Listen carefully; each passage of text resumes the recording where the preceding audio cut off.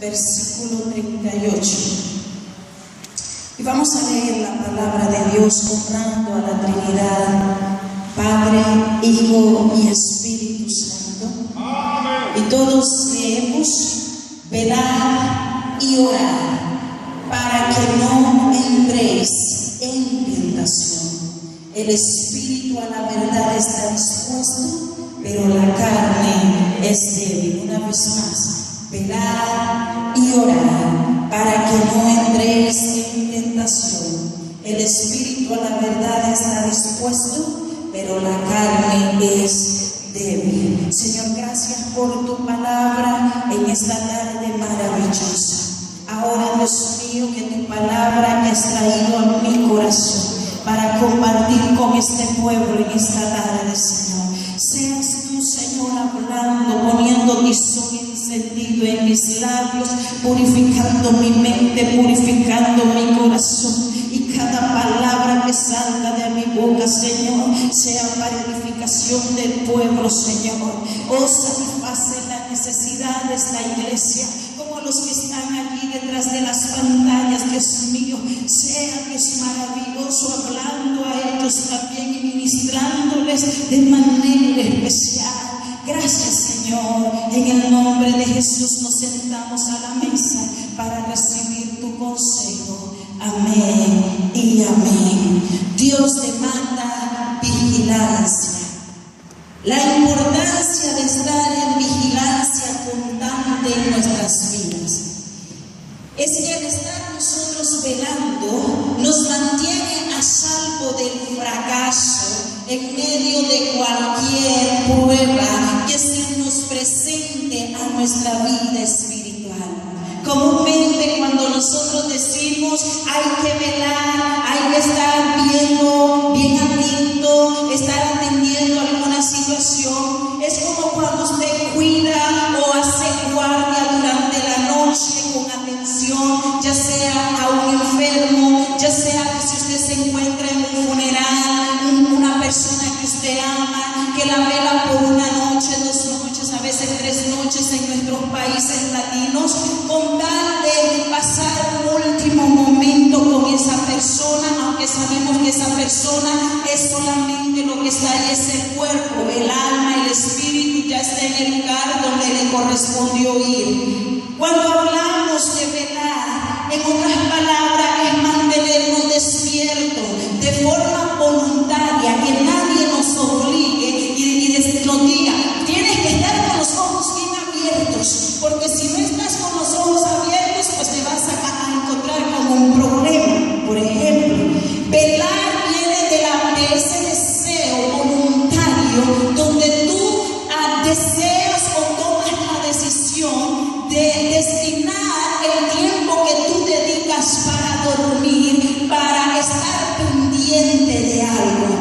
Cuando hablamos de la demanda de Dios para con su pueblo, que Dios demanda que su pueblo esté en vigilancia, es que nos está pidiendo a nosotros como iglesia, nos está suplicando, nos está rogando, de la misma forma que en una ocasión el apóstol Pablo le rogó encarecidamente al joven Timoteo, pastor, en la segunda carta de segunda de Timoteo, capítulo 4, donde le dice: te encarezco delante del Señor, que juzgará a los vivos y a los muertos, que prediques la palabra, que intes a tiempo y fuera de tiempo, redarguye, reprende, exhorta, porque vendrá tiempo donde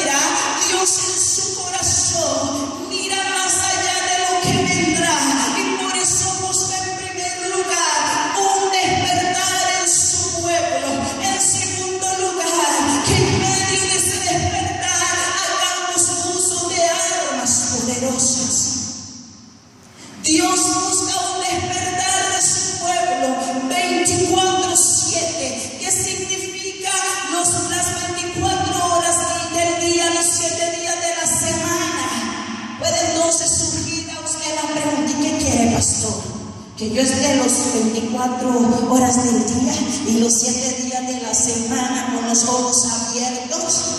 Se me van a empiezar, pastora. Imagínese usted, no voy a poder trabajar porque los ojos se me van a ver tiesos, casi dormidos, y voy a caminar toda adormecida en el camino, o voy a ir al trabajo todo adormecido.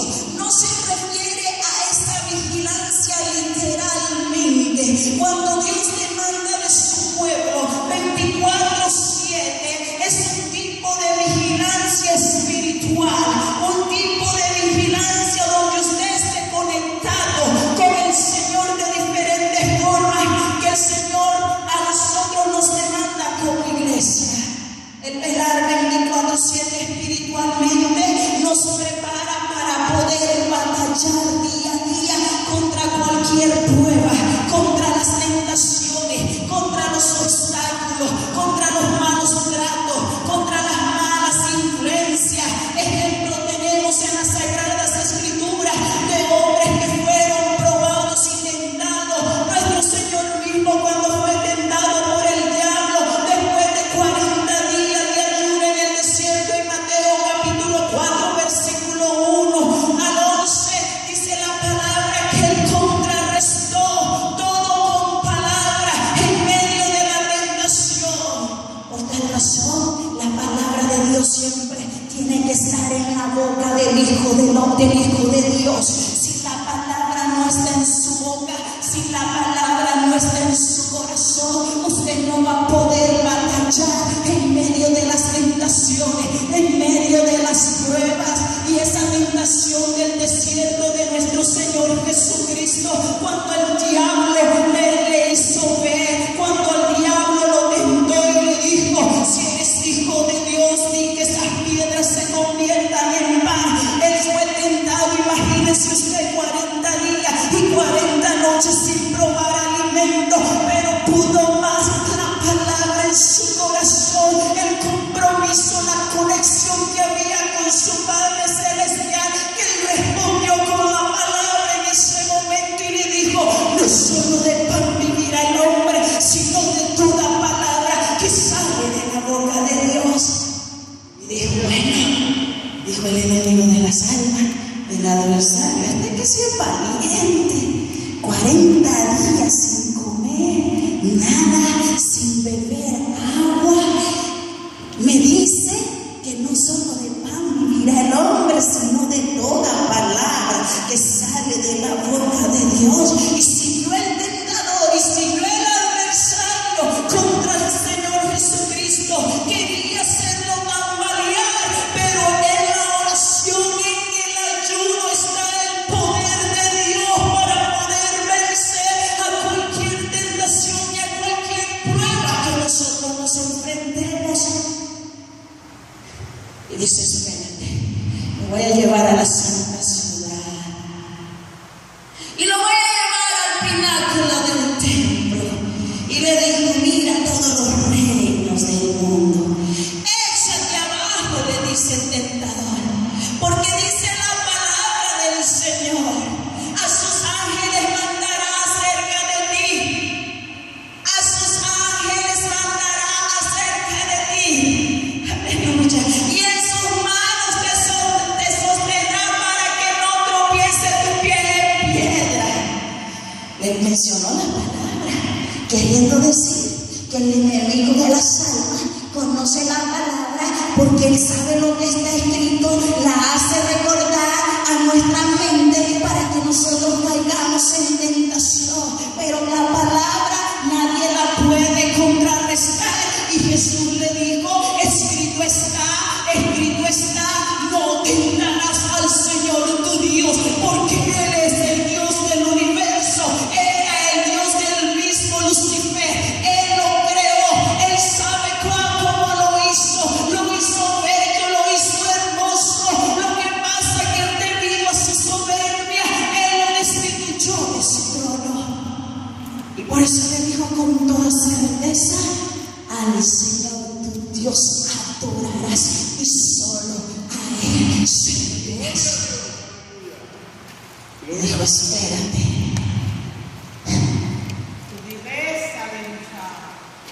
poderoso es Jesús, el Hijo de Dios. Y lo llevó hacia allá y le presentó todos los reinos del mundo. Y le dice: todo esto te daré si mostrado mis adorables. Si eres el Hijo de Dios.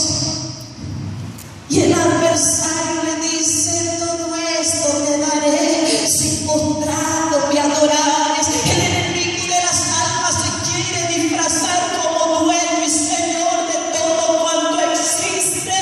Y el Señor le responde con palabras y le dice: vete, Satanás, porque escrito estás, al Señor tu Dios adorarás y a Él solo servirás. Esa es la palabra que debe estar en nuestra boca en medio de las tentaciones. Vete, Satanás, apártate de mí, hacedor de maldad, porque yo soy un hijo, yo soy una hija lavada con la sangre del Cordero y no caeré en la tentación. Aleluya. Oh, gloria. Si la palabra está en nuestra boca, podemos contrarrestar cualquier manipulación que el enemigo quiera provocar o hacer en la vida del cristiano. Recuerde que Dios no tienta a nadie. Santiago capítulo 1 versículo 13 a 15 dice: cuando alguno es tentado, no diga que es tentado de parte de Dios, porque Dios no puede ser tentado por el mal, ni Él tienta a nadie, sino que cuando vosotros sois tentados, cuando de vuestra propia concupiscencia eres atraído y seducido. Así que cuando tú eres tentado, tú eres el que decide hacerlo o no hacerlo. Algunos le echan al diablo la culpa y el pobre diablo está llorando. ¡Y todo el mundo me culpa a mí de sus fracasos! No, es culpa del diablo. No, que me puse el cigarrillo en la boca. No, es culpa del diablo. No, es que me llevé la botella en la boca. Es culpa del diablo. Y el pobre diablo llorando porque a él echan la culpa. ¿Acaso es usted que está libre albedrío, la voluntad, la decisión de decidir si hacer o no hacer las cosas? Ahí lo dice claramente. Usted no es tentado de parte de Dios, sino que de su propia concupiscencia, de su corazón, de su propia voluntad, usted decide hacer el bien o hacer el mal. Aleluya. Cuando vienen las pruebas, que son la forma en la cual nosotros somos formados en nuestro interior, Dios sabe por qué da las pruebas, porque somos capaces de soportarlas y por lo tanto debemos alegrarnos. Y usted me dirá: pastora, ¿quién se alegra en medio de las pruebas? Usted recuerda al siervo Job, que era conforme, perfecto delante de Dios. Este hombre que todo lo tenía, un hombre muy rico, tenía familia, tenía hijos, tenía propiedades. Y en su riqueza, como el enemigo odia la creación, odia al hombre, nos odia a nosotros, no nos puede ver felices, no nos puede ver contentos, no nos puede ver levantar manos santas delante de la presencia de Dios. Y dice: ponle la prueba, Señor, a ver si ya bajan las manos santas delante de tu presencia, a ver si ya dejan de adorarte y baja la nariz o baja la cabeza, porque ya no puede más, porque ya no resiste la prueba.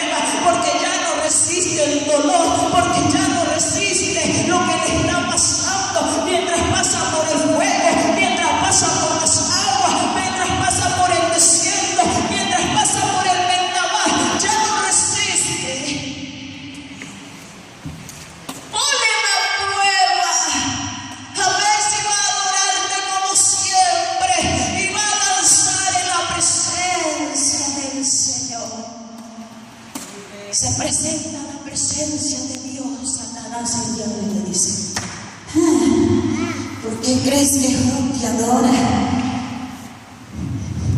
Y su corazón está contigo. Quítale todo lo que tiene, a ver si no va a maldecir tu nombre. Estoy parafraseando la historia. Le quitó los hijos, le quitó las riquezas, le dio la enfermedad. Dios le dio permiso, le dijo: le puedes quitar todo menos tocar su alma. Le puso una sarna en todo su cuerpo, que se rascaba de día y de noche con un tiesto, y se rascaba por todo su cuerpo. Pero en medio del polvo, mientras estaba ahí sentado, ahí rascándose, la mujer le decía: maldice a tu Dios y muérete. Él no escuchó a su mujer, y él no escuchó y seguía bendiciendo al Señor. Y dijo en una ocasión: yo sé que mi Redentor vive, y aún del polvo me levantará.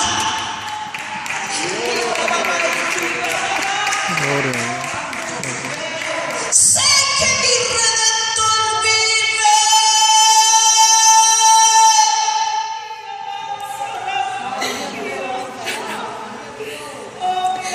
Y aún del polvo me levantará. Ese corazón agradecido en medio del dolor, en medio de las pérdidas de sus hijos, de su familia, de sus riquezas, fueron las que agradaron al Señor. Fue probado, pero fue fiel. La pregunta es: ¿tú te alegras en medio del dolor? ¿Tú te alegras en medio del desierto? ¿Tú te alegras en medio de las circunstancias? ¿O bajas la guardia? No. Gózate delante del Señor, gózate en su presencia. Primera de Pedro 6:7 dice: en lo cual vosotros os alegráis, aunque ahora por un poco de tiempo, si es necesario, tengáis que ser afligidos en diversas pruebas, para que sometida a prueba vuestra fe, mucho más preciosa que el oro, el cual aunque perecedero se prueba con fuego, sea hallada en alabanza, gloria y honra.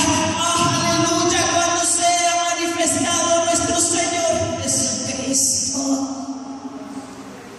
Todas las pruebas que pasamos como pueblo de Dios van a ser vistas y transformadas en gloria y alabanza delante del Señor. Pero si usted se mantiene firme, Santiago 1:2-4 dice: hermanos míos, tened por sumo gozo cuando halléis en diversas pruebas, sabiendo que la prueba de vuestra fe produce paciencia.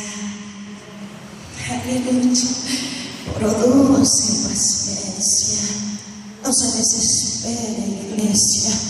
Vele, mas ahora cuando el tiempo se acerca, esté vigilando, esté orando, esté conectado en la presencia de Dios. Haga uso de las armas. En segundo lugar, en medio de este despertar que Dios quiere tener en su vida o hacer en su vida, haga uso de la oración. Mientras cuidamos de nuestra vida y nuestro caminar, debemos de hacer uso de esta arma poderosa. Si no se hace uso de la oración, pues estamos de una forma equivocada, vigilando. Si usted aparta la oración de su vida, usted no está vigilando, usted está trabajando equivocadamente, usted está desarmado. Aleluya. Es lo mismo decir: estoy velando con palabras, y decir: ay, bendito, Dios conoce mi corazón. Ay, bendito, Dios sabe que no se ora. Ay, bendito, Dios sabe que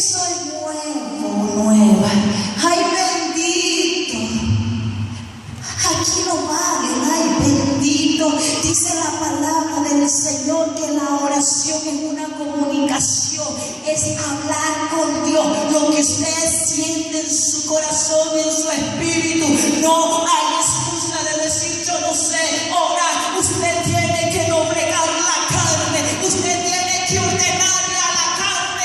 Es hora de orar, es hora de someterme, es hora de clamar, es hora de estar ahí humillada, es hora para ser fortalecida, es hora para que mi familia esté cubierta con protección de lo alto.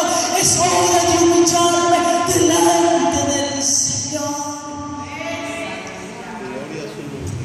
En este tiempo la carne es la que le ordena al Espíritu y nos hace vagos, haraganes. Ya es tiempo que le demos orden a la carne. Dice la palabra que tenemos que sacrificar esta carne con nuestras pasiones y deseos.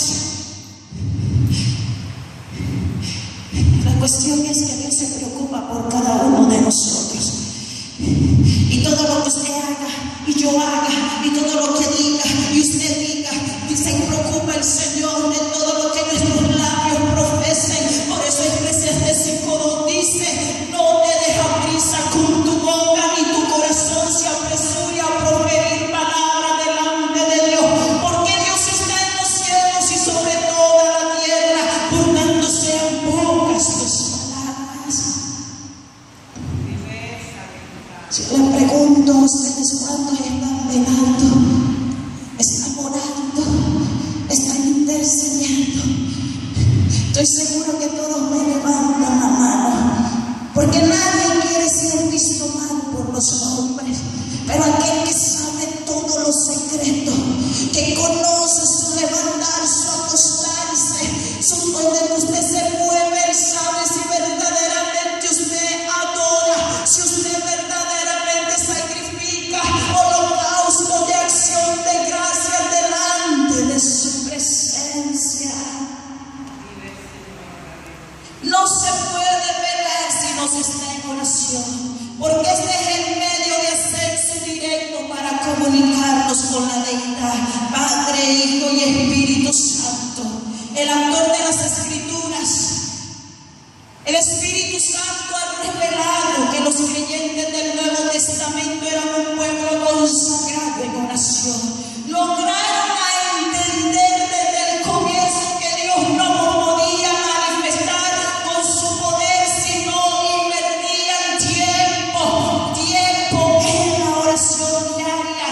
Se necesitaba más que unos minutos.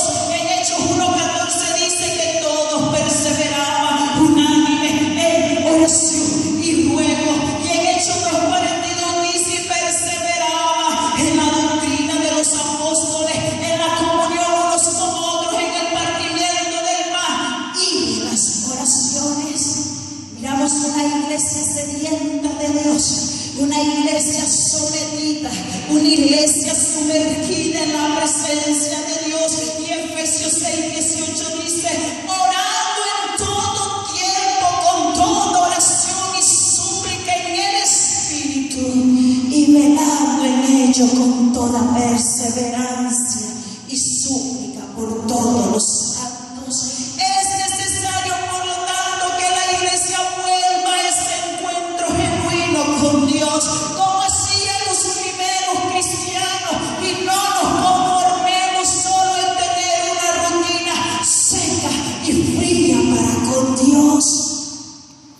Por eso el apóstol Pablo dice en Romanos 12:2 que no nos conformemos a este siglo, sino que nos transformemos por medio de la renovación de nuestro entendimiento, para que comprobemos cuál sea la voluntad agradable y perfecta de Dios.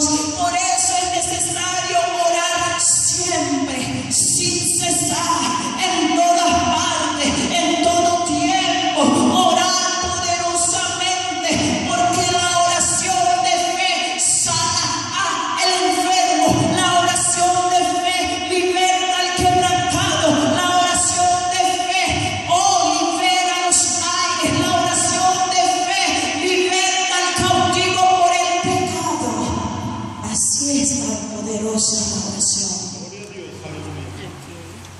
canción muy famosa que todos conocemos.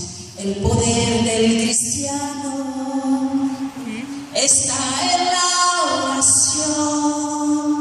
El que obra constante vencerá todo tiempo la tentación. El poder del cristiano, ¿en quién está? Está en Jesús. Si Cristo nos dijo orar siempre, siempre, porque la respuesta está en la oración. ¿Y qué dice? Y el enemigo caerá vencido, caerá ante tus pies, y toda lucha y toda prueba tú podrás vencer. Si oras ferviente con toda tu mente y tu corazón, las fuerzas del mal podrán destruirse, querrán destruirte y superherirte, pero no podrán, nada podrá en contra del pueblo de Dios cuando estamos velando en la oración. Podremos librar batallas contra el pecado y el mundo, y vamos a obtener la victoria cuando vayamos a ganar a los perdidos, si nosotros invertimos tiempo suficiente en la oración.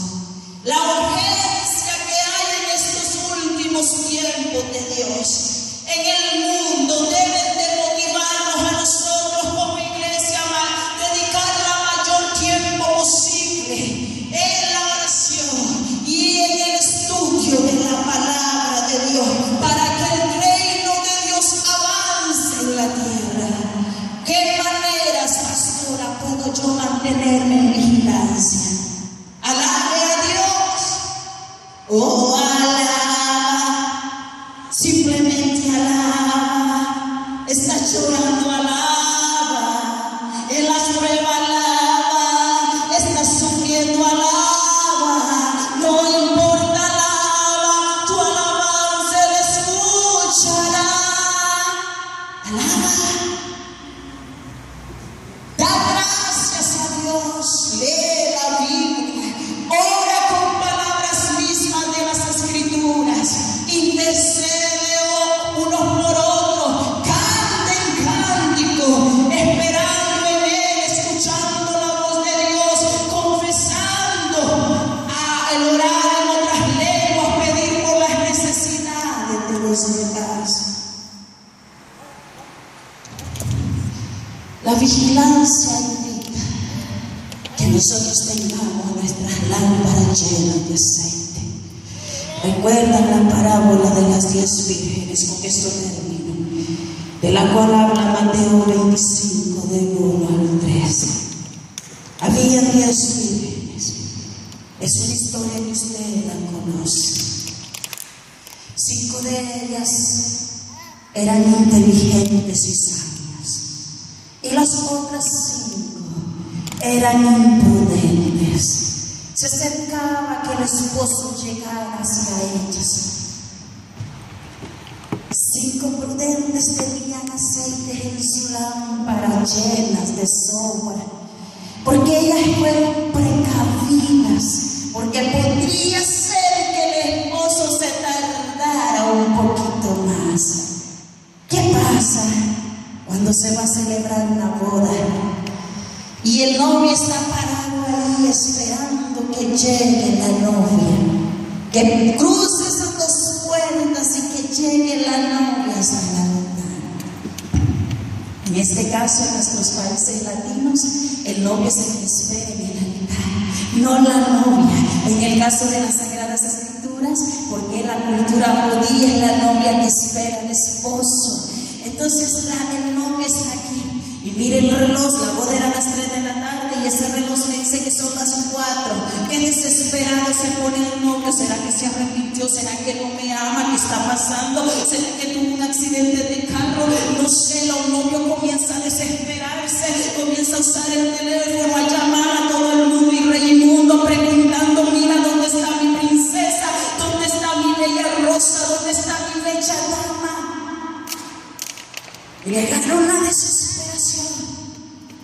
Lo más importante es tener paciencia, porque el novio se puede enojar y decir, ya no sigo esperando a esta mujer. Y la novia cuando llega, él está esperando deseoso.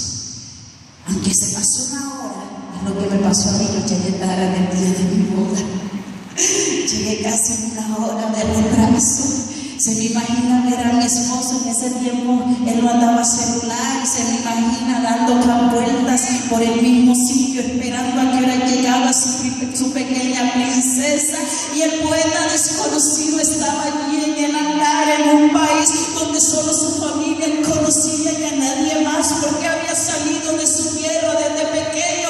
Y si me parece verlo dando vueltas, la muchacha se arrepintió, como es joven y yo soy tal vez mayor, o quizás tiene desconfianza de mí, no sé qué es lo que le pasó. No sé cuántas ideas pasaron por la cabeza del poeta desconocido. Cuando me mira entrar por las puertas, él tenía una sonrisa de oreja a oreja. Él casi no se ríe, pero ese día se reía. Ese día se gozaba al ver a su pequeña princesa como él la había soñado. A esa esposa a la cual iba a desposar, a esa virgen que venía caminando con su padre y una serie de jóvenes ahí. Imagínense aquellas esposas volviendo a la historia, aquellas esposas esperando a su marido. Y estaban ahí ellas sedientas. Llegó la noche, las que tenían llenas de aceite. Ay, decían, nosotros tenemos todavía, no se nos apaga la lámpara.